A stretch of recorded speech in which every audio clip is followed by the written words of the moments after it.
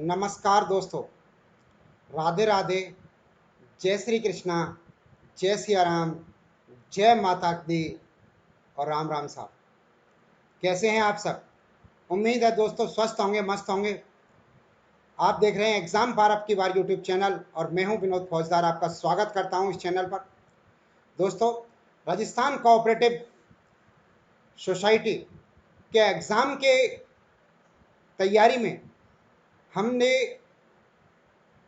Act 2001, rule 2003 और Rajasthan structure के videos देख चुके हैं। उम्मीद है आप पढ़ चुके होंगे उनको।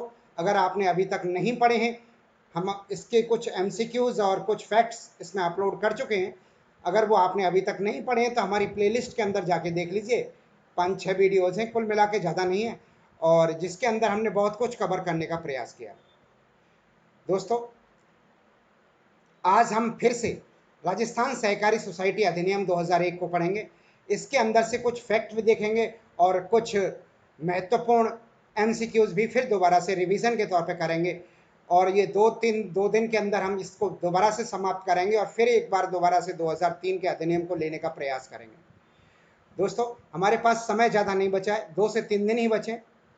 सॉरी, 2 से 3 दिन नहीं, 4-5-6 दिन बचे। शनिवार को पेपर है, आज रविवार हो गया, तो 5 या 6 दिन बचे हैं हमारे पास में।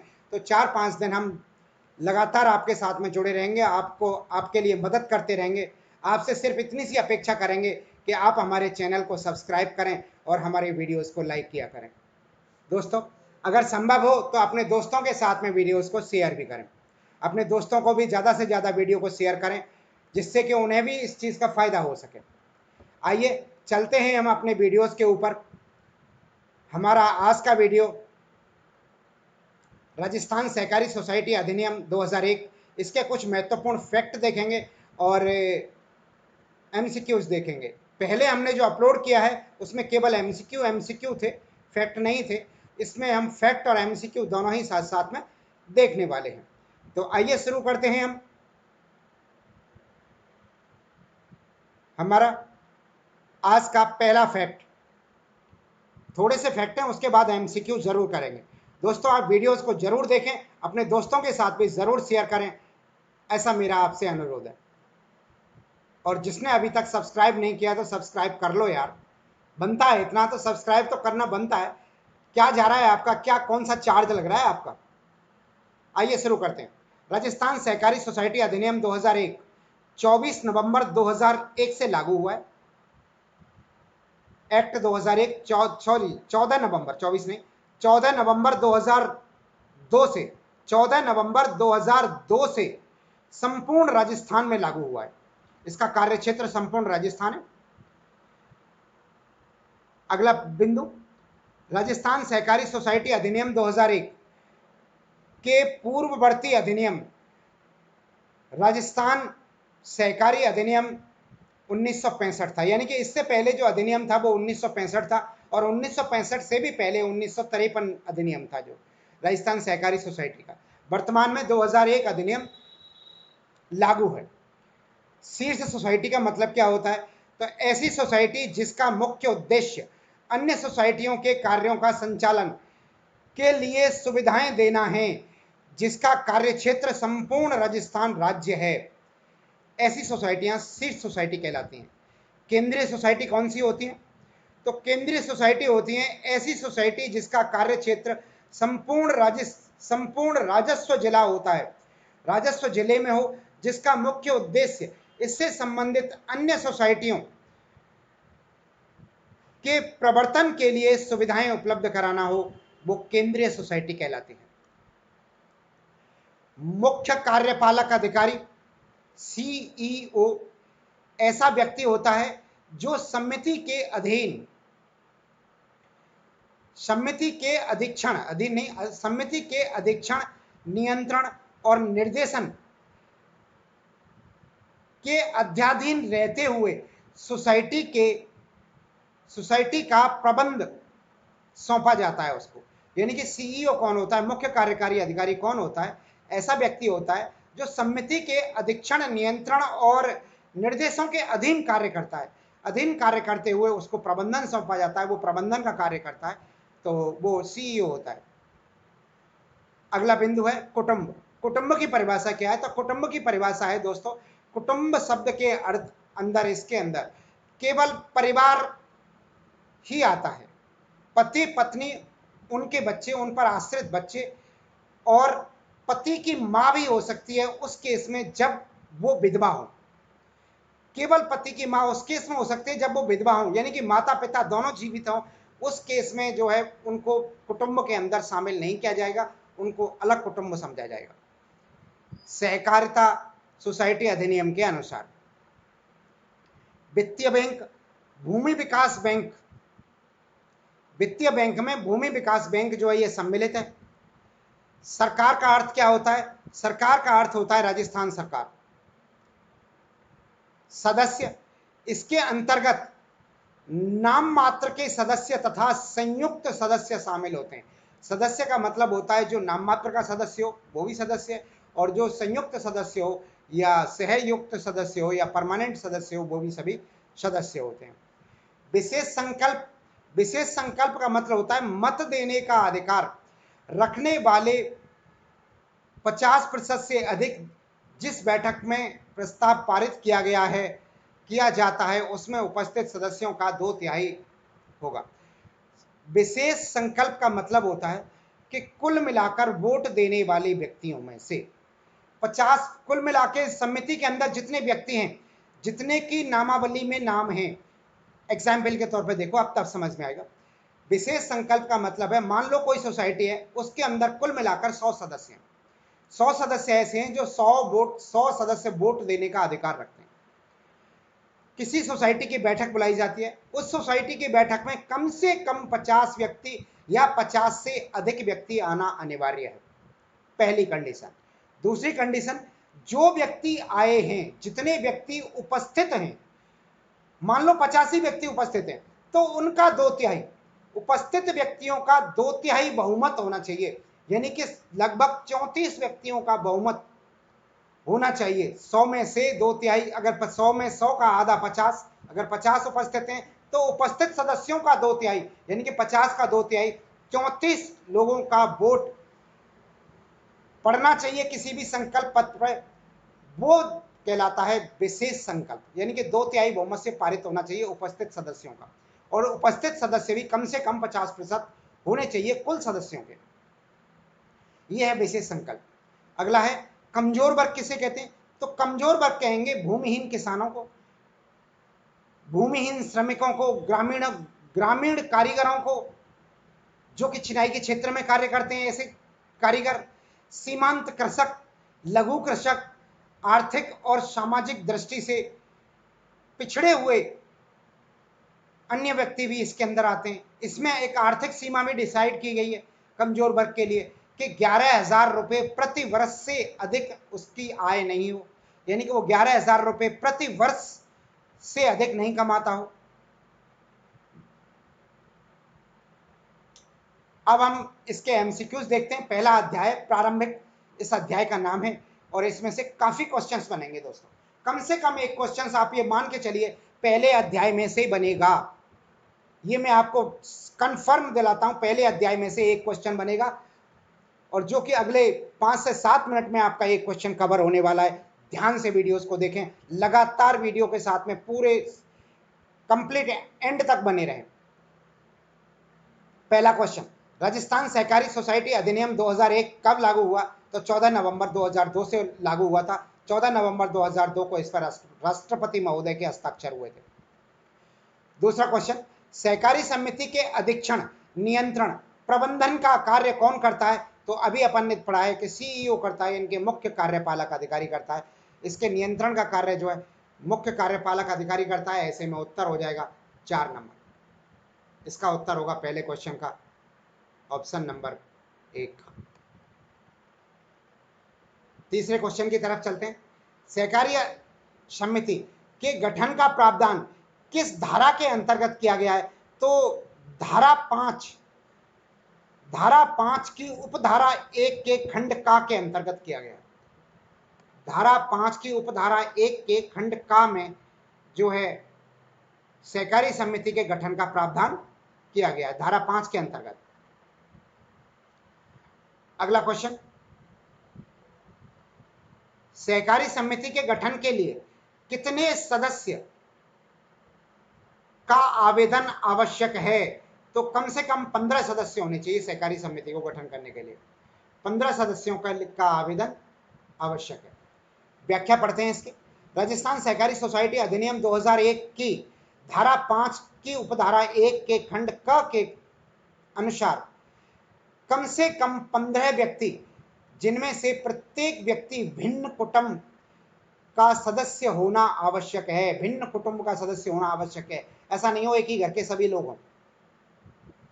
अगला क्वेश्चन, राजस्थान सहकारी सोसाइटी अधिनियम 2001 के पूर्ववर्ती अधिनियम कौन सा था? तो अधिनियम 1965 था। तो राजस्थान सहकारी अधिनियम 1965 था, इससे पहले जो है।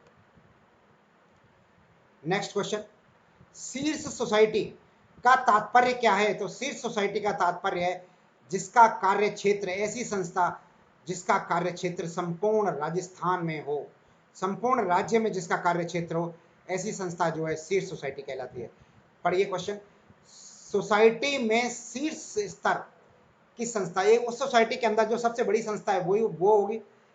बिल्कुल सही है। अन्य सोसाइटियों का कार्य संचालन में सुविधा देगी, बिल्कुल देगी। इसके कार्य क्षेत्र का प्रसार संपूर्ण राजस्थान में हो सकता है, बिल्कुल हो सकता है। उपरोक्त सभी इसका सही उत्तर होगा।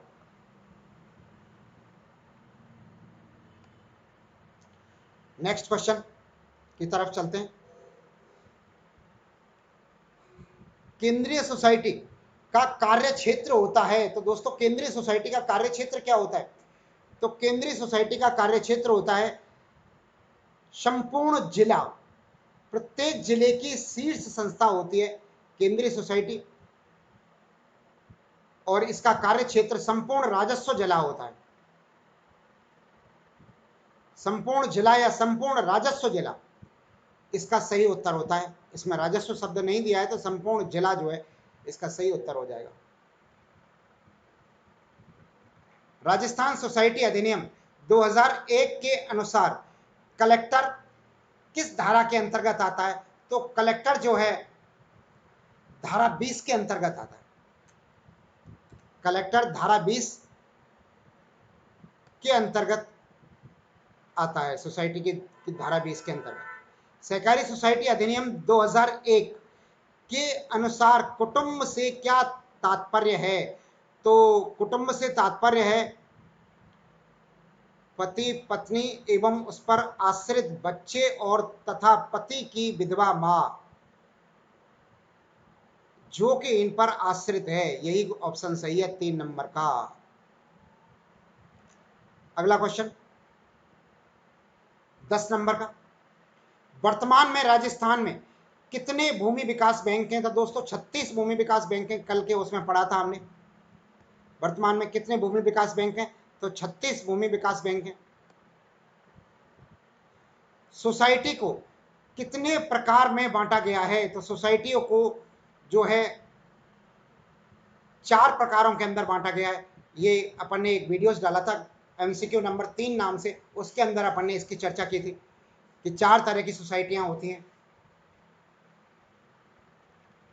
अगला क्वेश्चन, मुख्य कार्यपालक अधिकारी की सहायता के लिए किस अधिकारी को नियुक्त किया जाता है?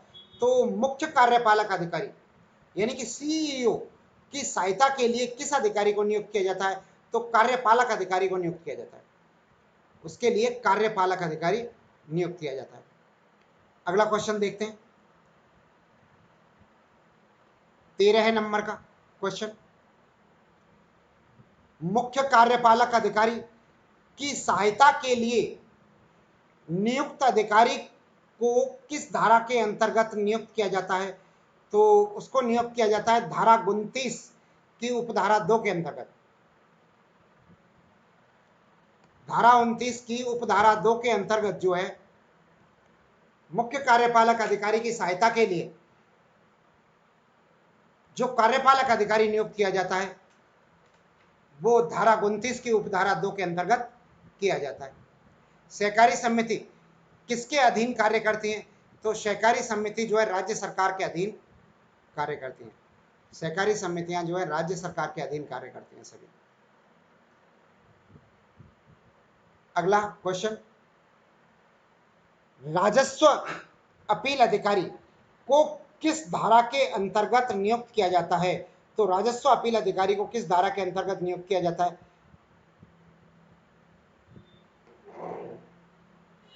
इसको किया जाता है धारा 20 का के अंतर्गत। राजस्व अधिकारी को धारा 20 का के अंतर्गत नियुक्त किया जाता है।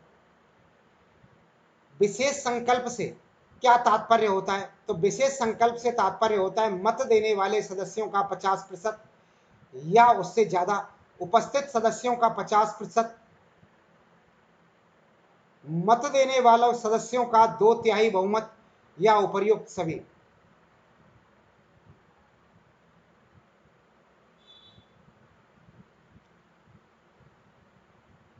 दोस्तों इसका उत्तर जो होगा ऑप्शन 1 और ऑप्शन 3 होगा कि कुल मिला के मत देने वाले व्यक्ति जो उपस्थित सदस्यों का 50%, उपस्थित सदस्य मत देने वाले सदस्यों का 50% या उससे ज्यादा,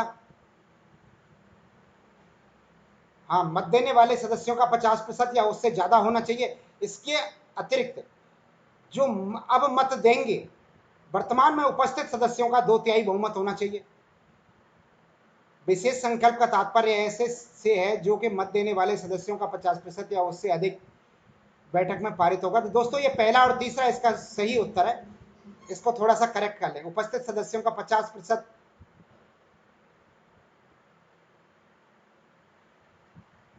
या उससे अधिक, ये नहीं आएगा। 50% उपस्थित सदस्य 50% वाला जो विशेष संकल्प नहीं, उनका 2/3 होना चाहिए।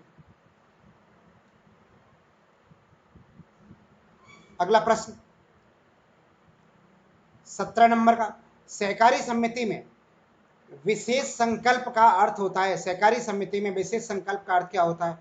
तो सहकारी समिति में विशेष संकल्प का अर्थ होता है मत देने वाले, मत का अधिकार रखने वाले सदस्यों का 50% से अधिक और बैठक में उपस्थित होने वाले सदस्यों का 2/3। 1 व 2 दोनों ही सही है। राज्य में शीर्ष सहकारी सोसाइटी है, तो राज्य में शीर्ष सहकारी सोसाइटी जो है जयपुर के अंदर है,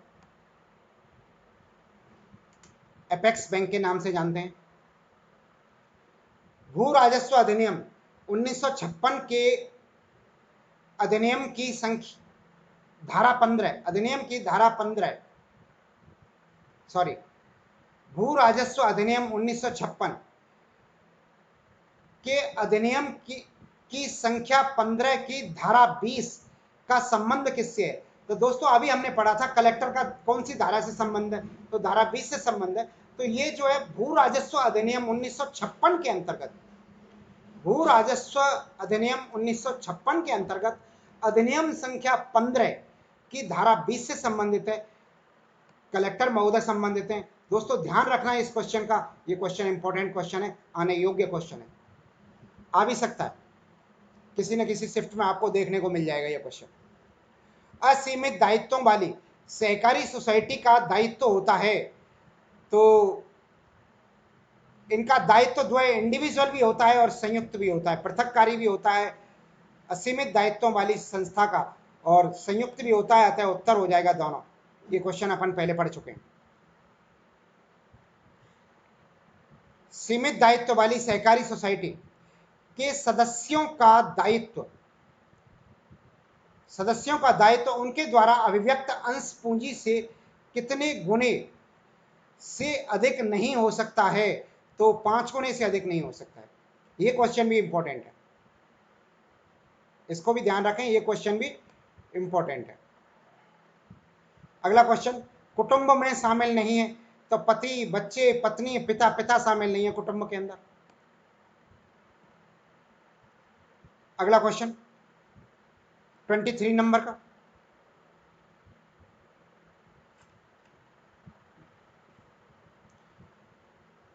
सरकार का तात्पर्य है राज्य सरकार से, सरकार का तात्पर्य राजस्थान सरकार से या राज्य सरकार से।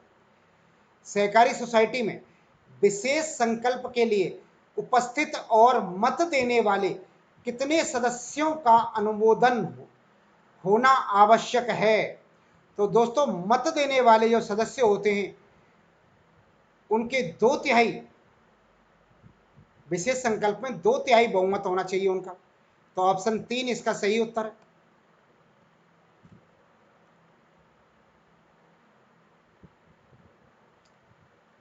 SHGS का पूरा नाम क्या है? SHGS का पूरा नाम self help group, self help group है, सेल्फ हेल्प ग्रुप स।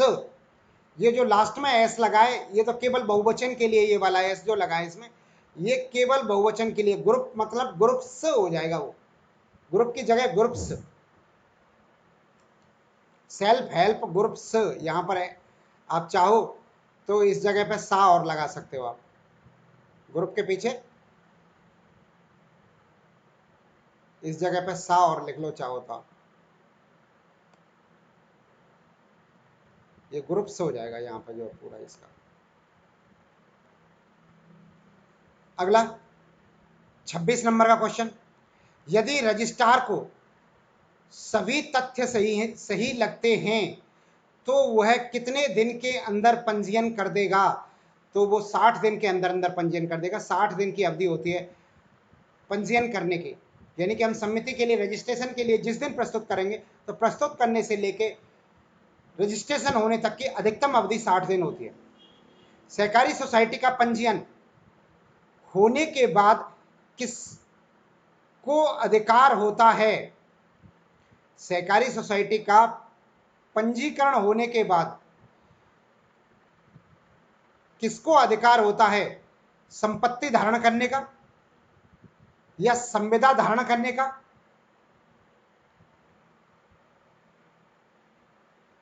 ये किसको नहीं है, किसका है? इस जगह पे क्वेश्चन में किसका शब्द आएगा, किसको नहीं है, या बाध करने का या उपरोक्त सभी? सभी आंसर सही है इसमें, उपरोक्त सभी सही आंसर है। सारी चीजों कर सकते हैं लेकिन क्वेश्चन में किसको की जगह किसका कर लेना आप। किसको से हम किसी व्यक्ति विशेष के बारे में आ जाता है, कि साहब किसी व्यक्ति के बारे में आ जाए, व्यक्ति के बारे में ना होगी, सोसाइटी के बारे में कह रहा है। सोसाइटी को पंजीयन होने के बाद यानी कि रजिस्ट्रेशन होने के बाद सोसाइटी को क्या क्या अधिकार मिलते हैं?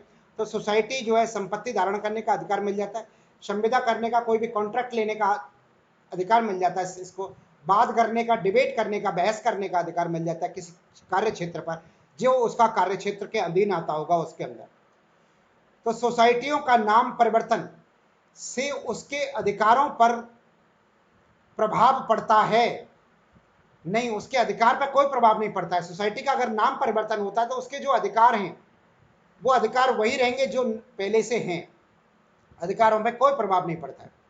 अगला क्वेश्चन, सहकारी सोसाइटी का नाम परिवर्तन के लिए आवेदन करना पड़ता है। तो दोस्तों किसके लिए आवेदन करना पड़ता है? तो रजिस्ट्रार के पास आवेदन करना पड़ता है नाम परिवर्तन के लिए, जो है रजिस्ट्रार के पास आवेदन करना पड़ता है धारा 9 के अंतर्गत।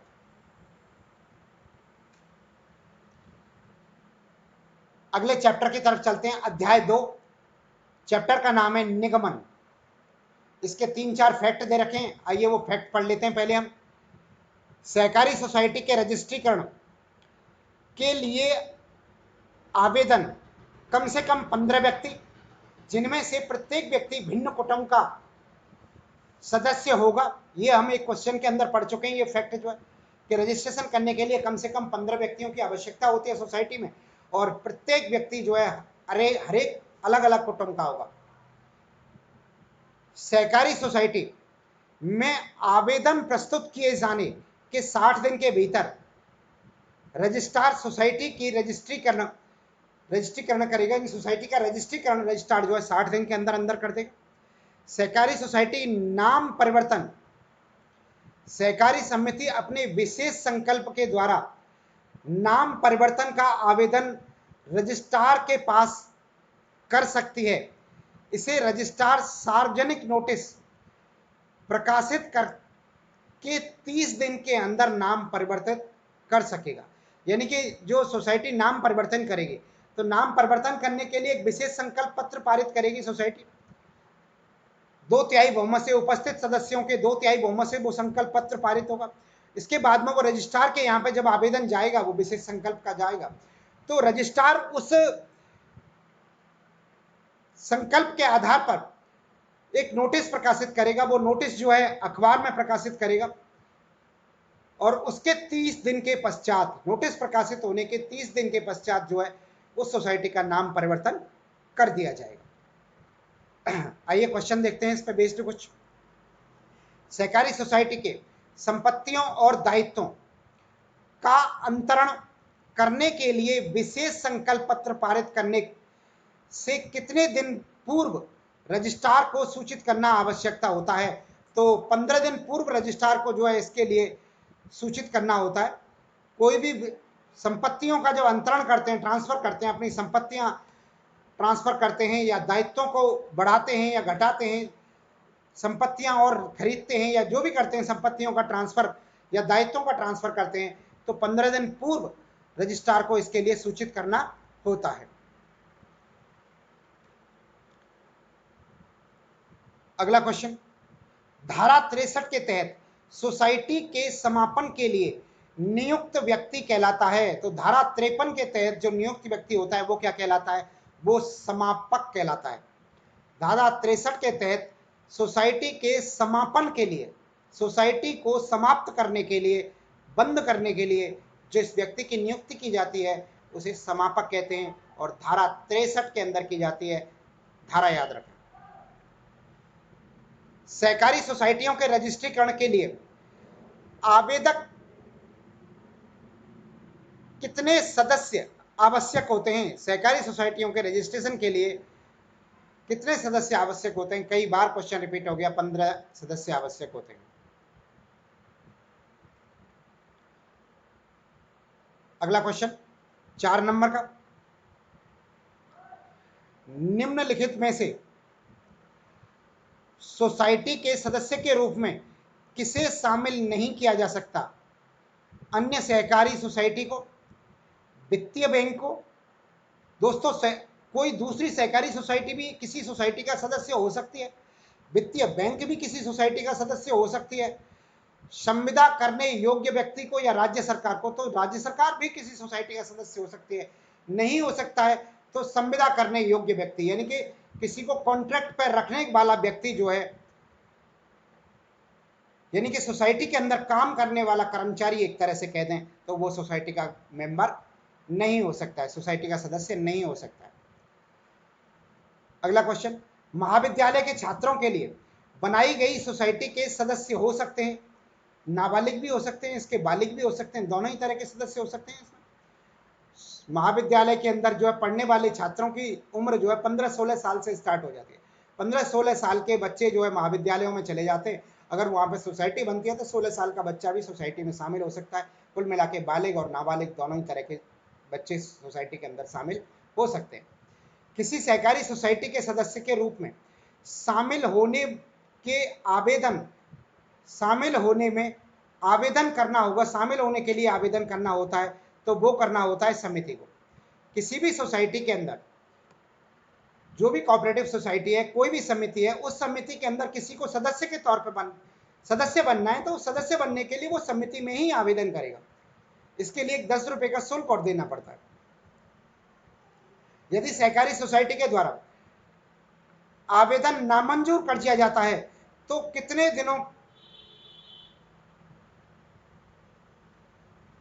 में सूचना दी जाएगी? कितने दिनों के नहीं, कितने दिनों में सूचना दी जाएगी होगा, तो 30 दिन के अंदर अंदर जो है सूचित करना होता है। अगर कोई सहकारी सोसाइटी रजिस्ट्रेशन के लिए आवेदन करती है और रजिस्ट्रार महोदय द्वारा वो रजिस्ट्रेशन कैंसिल कर दिया जाता है, तो उस चीज की 30 दिन के अंदर अंदर इस चीज की सूचना समिति के सदस्यों को देनी होती है या आवेदन करने वाले सदस्यों को देनी होती है। सदस्य के रूप में शामिल होने के लिए आवेदन नामंजूर होने पर अपील की जा सकती है।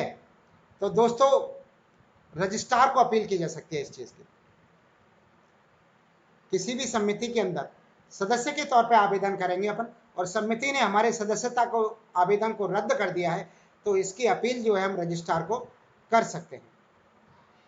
तहसीलदार के सदस्य की तहसीलदार नहीं सॉरी सोसाइटी के सदस्य की सदस्यता समाप्त हो जाती है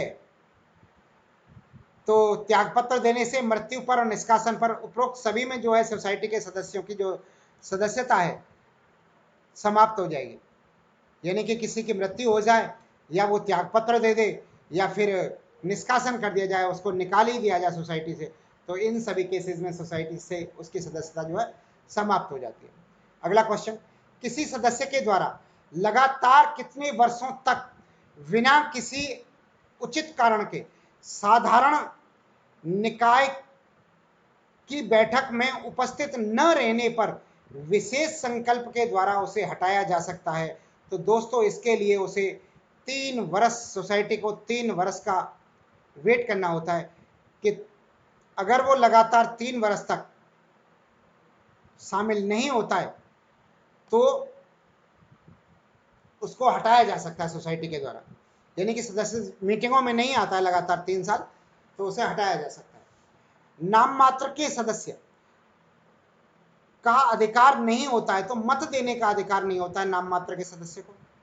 अंशों का हकदार भी नहीं होता है, यानी कि वो शेयर पूंजी का हकदार भी नहीं होता है, उसका हिस्सा भी नहीं होता है उसमें। तो अतः उपरोक्त दोनों जो है इसके सही उत्तर हो जाएंगे। मत भी नहीं दे सकता है और उसके जो है शेयर भी नहीं ले सकता है, उसके अंदर अंश का भी हकदार नहीं होता है नाम मात्र का जो सदस्य होता है। अगले क्वेश्चन की तरफ चलते हैं। 12 नंबर का क्वेश्चन, सोसाइटी का कोई भी सदस्य अपने अधिकारों को तब तक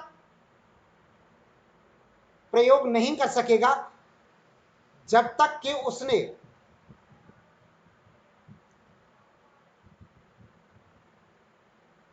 सोसाइटी की सदस्यता के संबंध में भुगतान न कर दिया हो या उपविधियों में वर्णित सोसाइटियों में ऐसे हित अर्जित न कर लिए हों। ये दोनों ही कथन सही हैं, अतः उत्तर हो जाएगा ऑप्शन नंबर 3।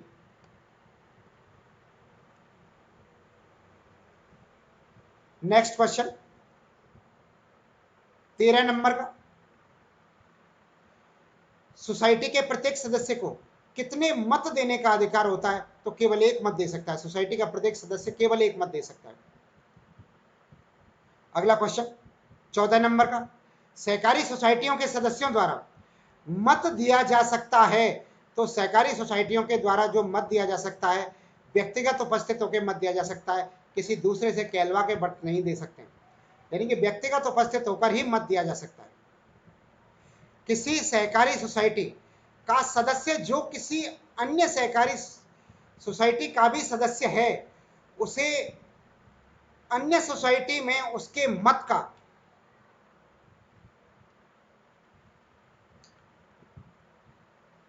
प्रतिनिधित्व किया जा सकता है। तो दोस्तों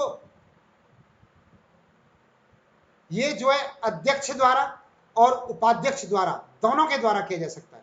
इसमें उत्तर जो है खाली उपाध्यक्ष दे रखा है, पर अध्यक्ष और उपाध्यक्ष दोनों के द्वारा उसके मत का प्रयोग किया जा सकता है। सही उत्तर हो जाएगा ऑप्शन नंबर 3।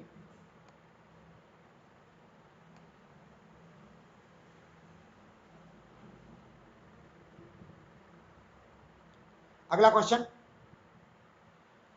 किसी सहकारी सोसाइटी का व्यक्तिगत सदस्य सहकारी सोसाइटी की कुल अंश पूंजी के कितने भाग तक अधिकतम अंश ले सकता है? तो 1/5 तक ले सकता है। उसका शेयर जो होता है मैक्सिमम 1/5 तक का हो सकता है। सोसाइटी की कुल पूंजी का अधिकतम 20% या 1/5वां हिस्सा जो है कोई एक सदस्य का शेयर हो सकता है, उसकी पूंजी हो सकती है। नेक्स्ट क्वेश्चन, सहकारी सोसाइटी के किसी सदस्य की मृत्यु की दशा में उसका शेयर किसे अंतरण किया जाएगा? तो उसका शेयर जो अंतरण किया जाएगा वो नियमों के अनुसार नामित व्यक्ति को, यानी नॉमिनेशन को, नॉमिनेटेड व्यक्ति को किया जाएगा। मृत्यु सदस्य के वारिसों को दिया जाएगा या वैधानिक प्रतिनिधित्व को दिया जाएगा। उपरोक्त सभी इसका सही उत्तर है। इनमें से जो भी होगा सबको जो है दे दिया जाएगा। कोई भी होगा इनमें से, सबसे पहले अगर कोई नॉमिनेशन वाला व्यक्ति होगा उसने नॉमिनेशन कर रखा होगा तो उस व्यक्ति को दिया जाएगा। अगर नॉमिनेशन नहीं होगा तो उसके परिवार में जो भी वारिस होंगे उनको दिया जाएगा। अदरवाइज वैधानिक प्रतिनिधित्व होगा। वैधानिक प्रतिनिधित्व का मतलब होता है कोर्ट से कोई जो लेके आए उसके वारिस होने का हक, उसके शेयर का जो कोर्ट के थ्रू लेके आए उसे वैधानिक प्रतिनिधित्व कहते हैं। अगला क्वेश्चन,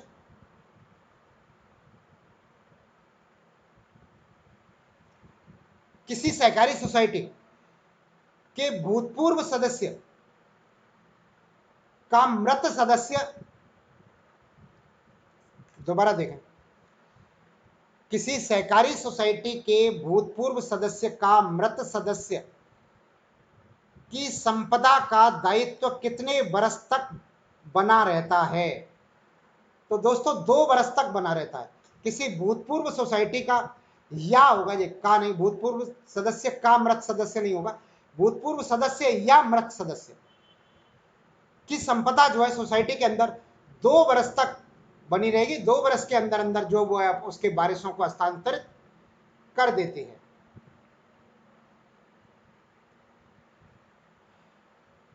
दो या दो से अधिक सोसाइटी का समामेलन होने के बाद नई सोसाइटी के रजिस्ट्रेशन के उपरांत प्रत्येक सोसाइटी का रजिस्ट्रेशन रद्द हो जाएगा,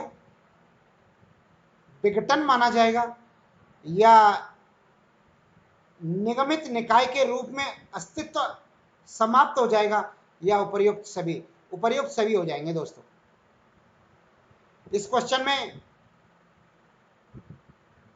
एग्जामिनर हमसे पूछ रहा है कि साहब 2 सोसाइटी हैं, सोसाइटी ए और सोसाइटी बी, 2 सोसाइटी हैं, दोनों सोसाइटी जो है सम्मिलित हो जाती हैं, ज्वाइंट हो जाती हैं, ज्वाइंट होके एक तीसरी नई सोसाइटी बनाती हैं, सी सोसाइटी।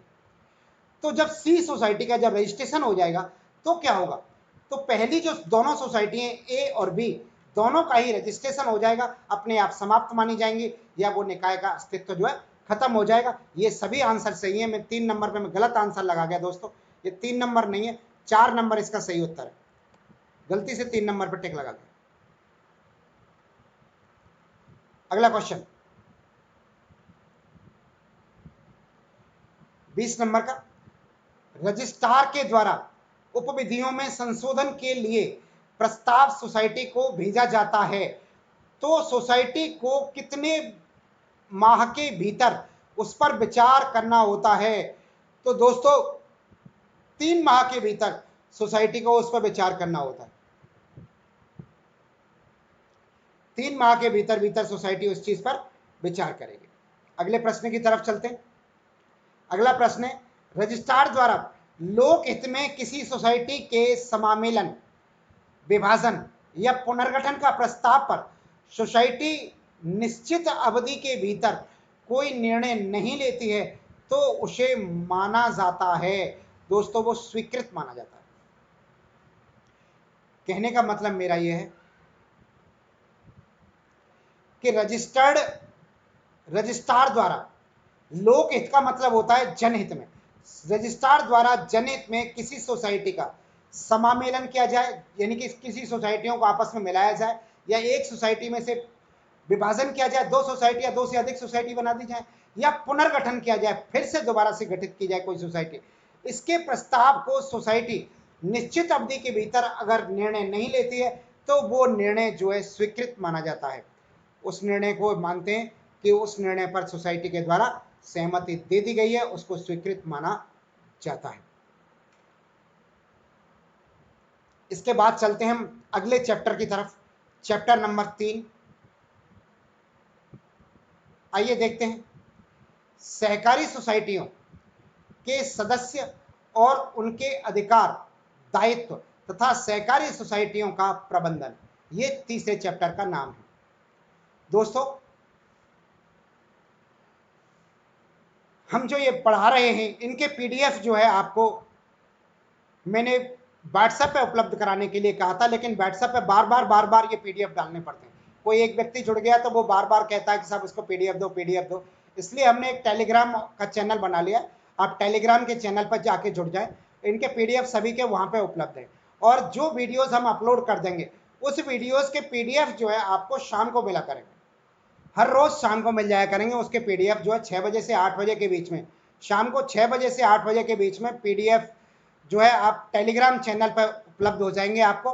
आप बार बार न तो मेरे को फ़ोन किया करें, क्योंकि आप इस वक्त ऐसे वक्त में फ़ोन कर देते हो जब मैं वीडियोस रिकॉर्ड कर रहा होता हूँ। जब मैं वीडियो रिकॉर्ड कर रहा हूँ आपके फ़ोन आ जाते हैं बीच में, तो प्लीज़ फ़ोनों को अवॉइड करें। मैं आपको पीडीएफ डेली 6 बजे से 8 बजे के बीच में प्रोवाइड करा दूंगा। आप पूरी वीडियोस देखा करें, सारी बातों को सुना करें। मैं ये बताता हूं कि पीडीएफ यहाँ पे मिलेंगे, इस तरह से मिलेंगे, उसके बावजूद मुझसे फ़ोन करके पूछते हैं कि साहब पीडीएफ कहाँ है, कैसे है। तो दोस्तों कम से कम प्रयास किया करो, फ़ोन न करें आप, प्रयास ये किया करो। तो टेलीग्राम चैनल पर आपको रोज़ शाम को 6 बजे से 8 बजे के बीच में ये पीडीएफ जो है मिल जाएंगे। साथ ही आपसे अनुरोध है, अभी तक आपने हमारा चैनल सब्सक्राइब नहीं किया है तो कर लीजिए यार, और अपने दोस्तों को भी शेयर कर दो, और जिन्होंने सब्सक्राइब कर लिया है उनके लिए बहुत बहुत धन्यवाद। आइए चलते हैं वीडियोस के अगले चरण में, चैप्टर 3 की बात करते हैं हम। चैप्टर 3 में कुछ महत्वपूर्ण तथ्य दे रखे हैं, इन तथ्यों को देखते हैं एक बार। सहकारी सोसाइटी के सदस्य बनने के लिए योग्यता। सहकारी सोसाइटी का सदस्य बनने के लिए क्या योग्यता होनी चाहिए? पहली योग्यता वह भारत का नागरिक होना चाहिए, 18 वर्ष से अधिक की आयु पूरी कर ली होनी चाहिए, स्वस्थ चित्त का व्यक्ति होना चाहिए, यानी कि मेंटली डिस्टर्ब नहीं होना चाहिए। विद्यालय एवं महाविद्यालय के छात्रों में किसी भी आयु की सीमा लागू नहीं होती है। विद्यालय महाविद्यालय में अगर कोई समिति बनाई जाती है, कोई सोसाइटी बनाई जाती है, तो वहां पर यह आयु सीमा लागू नहीं होती है। इसे अपवाद कह सकते हैं, इसे अपवाद माना जाता है। महिलाओं के हितों को ध्यान में रखते हुए बनाई गई सोसाइटियों में पुरुषों की सदस्यता को निर्बंधित किया जाता है। ऐसी सोसाइटियां जो केवल महिलाओं के लिए बनाई जा रही हैं, उसमें पुरुष सदस्य नहीं हो सकते हैं। ये जो है प्रमुख योग्यताएं हैं सोसाइटी बनने के लिए, सोसाइटी का सदस्य बनने के लिए। अगला बिंदु, यदि किसी समिति के सदस्य का आवेदन नामंजूर करती है तो इसके विरुद्ध अपील रजिस्ट्रार को की जा सकेगी। ये भी अपन पहले तथ्य देख चुके हैं। अगर किसी सोसाइटी के अंदर हम सदस्य बनते हैं तो सदस्य बनने के लिए हमारा आवेदन अगर नामंजूर कर देती है सोसाइटी, तो सोसाइटी के खिलाफ जो है हम रजिस्ट्रार महोदय को अपील कर सकते हैं। अगला तथ्य देखते हैं, किसी सदस्य की समिति से निष्कासित, किसी सदस्य को समिति में निष्कासित विशेष संकल्प द्वारा किया जाता है।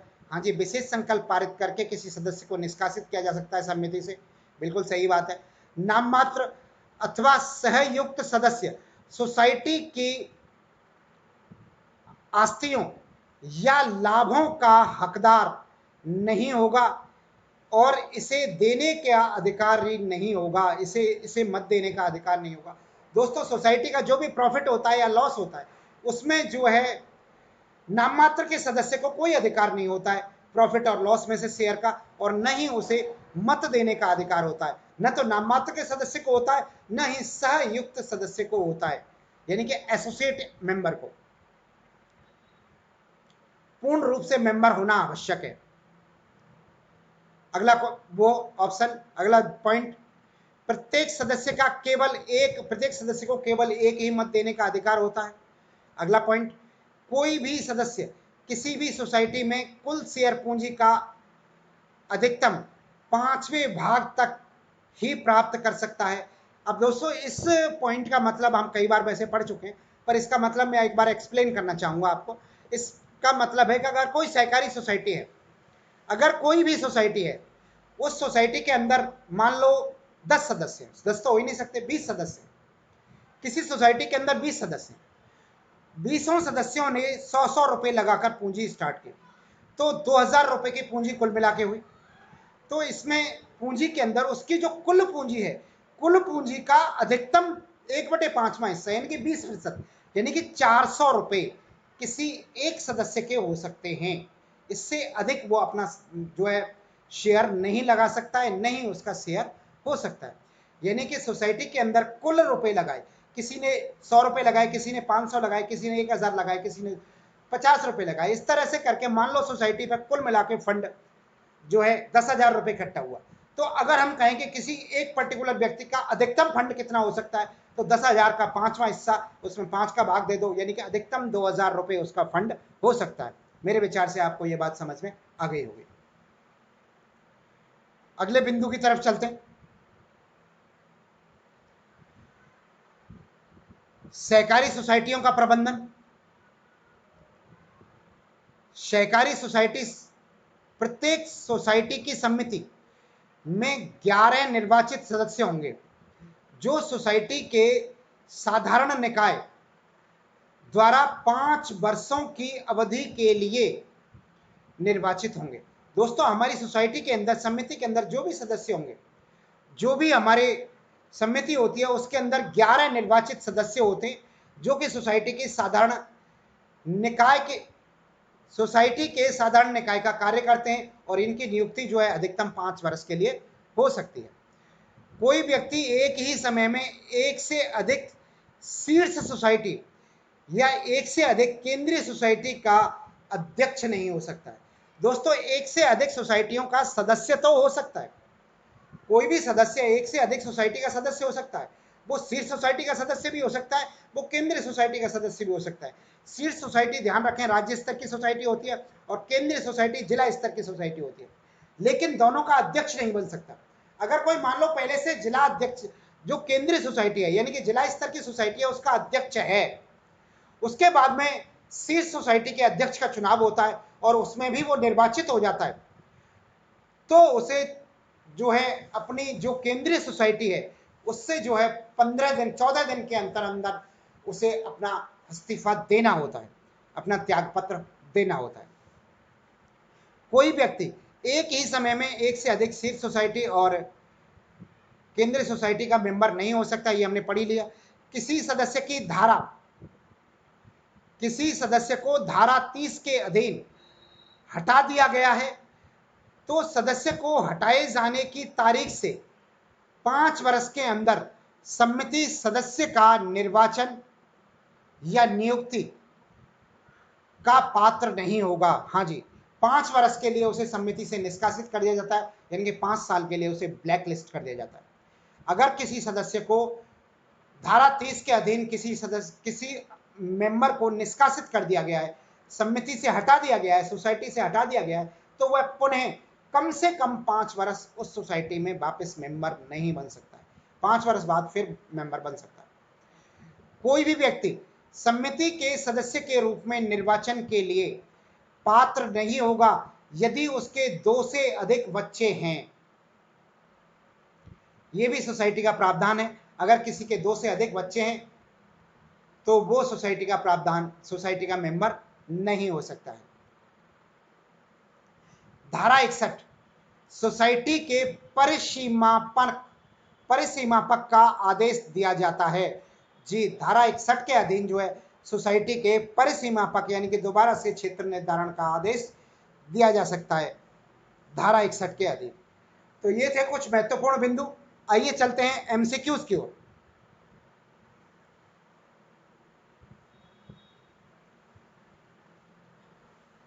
एमसीक्यूज में चलते हैं हम। पहला एमसीक्यू पढ़ते हैं, सहकारिता किस सूची का विषय है? तो दोस्तों, सहकारिता जो है राज्य सूची का विषय है। 3 तरह की सूचियां हुआ करती हैं हमारे संविधान के अकॉर्डिंग, राज्य सूची, संघ सूची और समवर्ती सूची। संघ सूची केंद्र को कानून बनाने का अधिकार होता है, राज्य सूची में राज्य को कानून बनाने का अधिकार होता है, और समवर्ती सूची के अंदर केंद्र और राज्य दोनों ही मिलकर कानून बनाते हैं। अतः इसका उत्तर सही हो जाएगा राज्य सूची। सहकारिता जो है राज्य सूची का विषय है, राज्य सरकार इस पर कानून बनाती है। सहकारी सोसाइटी का नाम परिवर्तन के लिए आवश्यक समय है, तो इसके लिए जो आवश्यक समय है वो 1 महीने का समय होता है, यानी कि 30 दिन का समय होता है। सहकारी सोसाइटी में अंतिम प्राधिकार सदस्य के रूप में निहित होगा, तो साधारण निकाय निहित होती है। सहकारी सोसाइटी में अंतिम प्राधिकारी सदस्यों के साधारण निकाय में निहित होते हैं।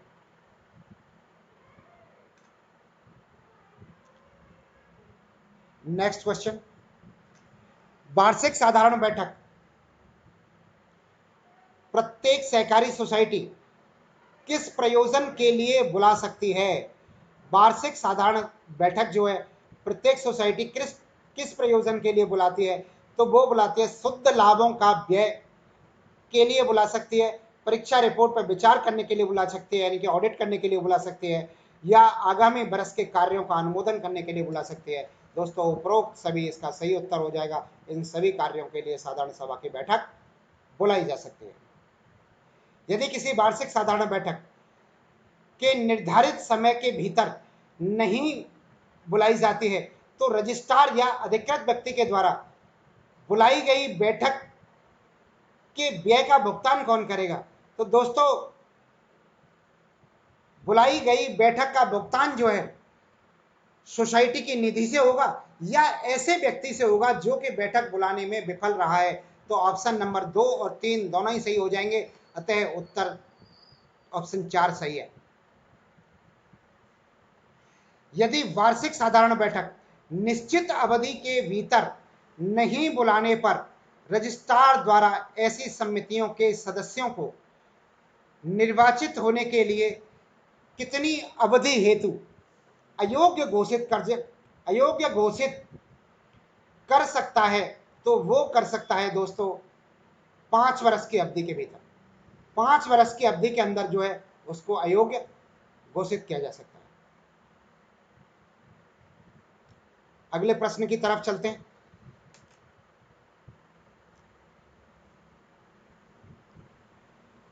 सोसाइटी के सदस्यों की कुल संख्या के कितने भाग से लिखित अध्यपेक्षा प्राप्त होने के पश्चात समिति विशेष साधारण बैठक 1 माह के भीतर बुलाएगी? तो 1/5 भाग। 1/5 भाग व्यक्तियों से लिखित में अनुमति वो मिलने के बाद में। अध्यपेक्षा का मतलब है सिफारिश, लिखित में उससे जो है अनुमोदन मिलने के बाद में, लिखित में अनुमोदन मिलने के बाद में 1/5 सदस्यों की कुल संख्या के 1/5 सदस्यों के लिखित में अनुमोदन मिलने के पश्चात जो है समिति की विशेष साधारण बैठक को 1 महीने के भीतर भीतर बुलाया जाएगा। प्रत्येक सोसाइटी की समिति में कितने निर्वाचित सदस्य होते हैं? तो 11 निर्वाचित सदस्य होते हैं प्रत्येक सोसाइटी के अंदर। अगला क्वेश्चन, समिति के प्रत्येक सदस्य को चाहे वह राज्य सरकार के द्वारा नामांकित सदस्य भी हो कितने मत देने का अधिकार होगा? तो दोस्तों उसको जो है 1 मत देने का अधिकार होगा, चाहे वो राज्य सरकार का प्रतिनिधि ही क्यों नहीं हो, राज्य सरकार द्वारा नामित व्यक्ति हो या राज्य सरकार का प्रतिनिधि हो, वो भी 1 ही वोट देगा। अगला प्रश्न 10 नंबर का,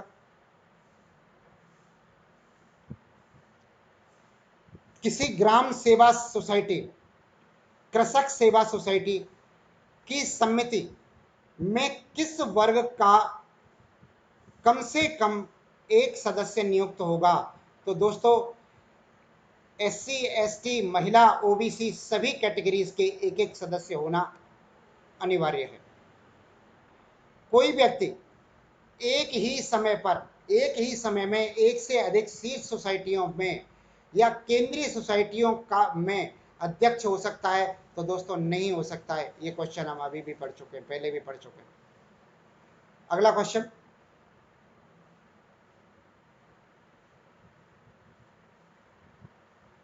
यदि कोई व्यक्ति किसी शीर्ष सोसाइटी में अध्यक्ष के पद पर नियुक्त है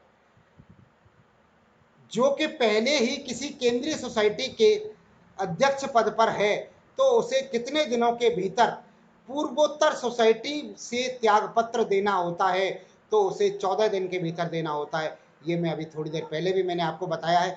14 दिन के भीतर भीतर अगर कोई पहले से केंद्रीय सोसाइटी का सदस्य है और वो शीर्ष सोसाइटी का यानी कि राज्य स्तर की सोसाइटी का सदस्य बन गया है, तो उसे अपनी जिला स्तर की सोसाइटी, जिसे केंद्रीय सोसाइटी कहते हैं, से त्यागपत्र 14 दिन के भीतर भीतर देना पड़ता है। जैसे कोई सदस्य पहले से विधानसभा का सदस्य, बाद में वो लोकसभा का सदस्य भी चुन लिया गया, तो उसे भी विधानसभा से इस्तीफा देना होता है या लोकसभा से इस्तीफा देना होता है, कहीं ना कहीं एक जगह से इस्तीफा देना होता है। दो सदनों का एक साथ सदस्य नहीं हो सकता। इसी तरह से अध्यक्ष जो है दो सोसाइटियों का एक साथ नहीं हो सकता, सदस्य हो सकता है। राजस्थान साहूकार अधिनियम 1964 के अनुसार साहूकार किस सोसाइटी का अधिकारी निर्वाचित होने का पात्र होता है? तो दोस्तों वो किसी भी सोसाइटी का अधिकारी नियुक्त नहीं हो सकता है। साहूकार का मतलब होता है फंड लगाने वाला, पैसा देने वाला। अगर किसी सोसाइटी में पैसा देने वाला व्यक्ति ही अधिकारी बन जाएगा तो वो उस सोसाइटी का अनुचित उपयोग करेगा। इसलिए साहूकार को, साहूकार कहते हैं पैसा देने वाला व्यक्ति, उसको जो है सोसाइटी का अधिकारी निर्वाचित नहीं किया जाता है। अगले क्वेश्चन की तरफ चलते हैं। अगला क्वेश्चन है 14 नंबर का। कोई व्यक्ति समिति के सदस्य के रूप में निर्वाचन के लिए पात्र नहीं होगा यदि उसके बच्चों की संख्या दो से अधिक होगी, 3 या 3 से अधिक होगी, तो वो व्यक्ति जो है समिति में निर्वाचित नहीं हो सकता। 1 या 2 बच्चे ही होने चाहिए उसके, यानी कि 3 या 3 से अधिक बच्चे नहीं होने चाहिए। 2 से अधिक बच्चों वाला व्यक्ति जो है निर्वाचित नहीं हो सकता। अगला क्वेश्चन देखते हैं। किसी सहकारी सोसाइटी की समिति में सरकार सदस्य नाम निर्दिष्ट करने का अधिकार रखती है, तो अधिकतम कितने सदस्य जो है वो नियुक्त कर सकती है? तो दोस्तों वो अधिकतम जो सदस्यों की संख्या हो सकती है वो 3 सदस्य नियुक्त कर सकती है। सरकार किसी भी सोसाइटी में अधिकतम 3 सदस्यों की नियुक्ति कर सकती है। अगला क्वेश्चन, सहकारी सोसाइटी नाम में परिवर्तन की अंतिम शक्ति किसके पास होती है? सहकारी सोसाइटी के नाम में परिवर्तन की अंतिम शक्ति रजिस्ट्रार के पास होती है, क्योंकि रजिस्ट्रार को रजिस्ट्रेशन करने का अधिकार है और रजिस्ट्रार को ही सोसाइटी का नाम बदलने का अधिकार होता है। और सोसाइटी के नाम बदलने का आवेदन पत्र हमें रजिस्ट्रार के पास ही देना होता है। सरकार किस प्रकार की सोसाइटी में सदस्यों को नाम निर्दिष्ट कर सकती है? तो दोस्तों सरकार के द्वारा जो नाम निर्दिष्ट किया जा सकता है वो सरकार ने ऋण पत्रों पर ब्याज के भुगतान में की दी गई गारंटी दी हो तो ऐसी सोसाइटियों में कर सकती है। किसी सहकारी सोसाइटी की पूंजी का निर्माण अप्रत्यक्ष रूप से वृद्धि की हो, उसमें भी हो सकता है प्रत्यक्ष या अप्रत्यक्ष रूप से किसी भी तरह से वृद्धि की हो, और जहां सरकार से शेयर पूंजी ली हो या अविदत्त किया हो या सरकार से जो है अनुदान प्राप्त किया हो, तो ऐसे में भी सरकार जो है कर सकती है। जिसने सोसाइटी को सरकार ने अनुदान दिया है तो उपरोक्त सभी इसका सही उत्तर हो जाएगा। अगले प्रश्न की तरफ चलते हैं। प्रश्न नंबर 18, यदि किसी सहकारी सोसाइटी की समिति को हटाया जाता है, यदि किसी सहकारी सोसाइटी की समिति को हटाया जाता है तो उसके कार्यों का प्रबंध करने के लिए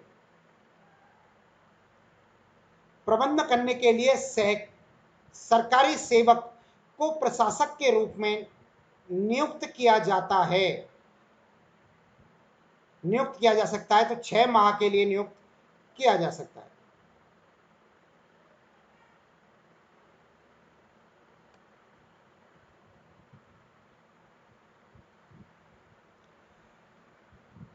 हर सहकारी सोसाइटी के अंदर, हर सोसाइटी के अंदर एक समिति होती है। अभी अपन इसको डिस्कस कर रहे थे कि मिनिमम 11 सदस्य निर्वाचित होते हैं उस समिति के अंदर। अगर वो समिति जो निर्वाचित समिति है उसको हटा दिया जाता है तो उसको हटाने के पश्चात सरकार एक प्रशासक को नियुक्त करती है, एक अधिकारी की नियुक्ति करती है उस सोसाइटी के संचालन के लिए, जो कि अधिकतम 6 माह तक कार्य कर सकता है। 6 माह के अंदर अंदर सोसाइटी को पुनः समिति में निर्वाचन कराना होता है और पुनः समिति को गठित करना होता है। अगला क्वेश्चन, जब धारा 61 के तहत सोसाइटी के परिसीमापन का आदेश दिया जाता है तो सोसाइटी के अभिलेखों और संपत्तियों का प्रभार धारा 63 के अधीन किसे सौंपा जाता है? तो ये समापक को सौंपा जाता है। समापक को सौंपा जाता है इस चीज का प्रभार जो है। समापक यानी कि समाप्त करने वाला। अगला, सहकारी सोसाइटी विभाजन या समावेशन के लिए कम से कम कितने दिन पहले रजिस्ट्रार को सूचित करेंगी? तो कम से कम 3 माह पहले रजिस्ट्रार को इस बाबत सूचित करेंगी सोसाइटियां कि आपस में उनका किसी सोसाइटी का विभाजन होना है या आपस में कोई सोसाइटी मिलकर एक नई सोसाइटी बना रही है, तो इस बाबत जो है सोसाइटी जो रजिस्ट्रार को पहले 3 माह पहले अपनी कार्यवाही से सूचित करेंगे। अगला क्वेश्चन, यदि किसी मजिस्ट्रेट के पास में किसी सोसाइटी के अभिलेखों के दुरुपयोग रोकने के लिए आवेदन पत्र प्राप्त होता है तो मजिस्ट्रेट वारंट जारी कर किस रैंक से नीचे वाले पुलिस अधिकारी को तलाशी के लिए अधिकृत नहीं कर सकता है? तो दोस्तों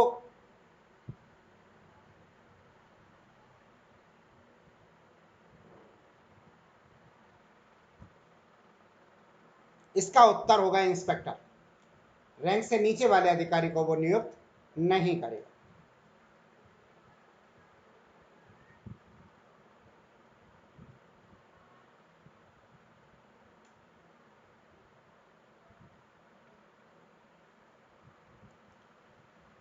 तो दोस्तों ये था हमारा आज का वीडियो।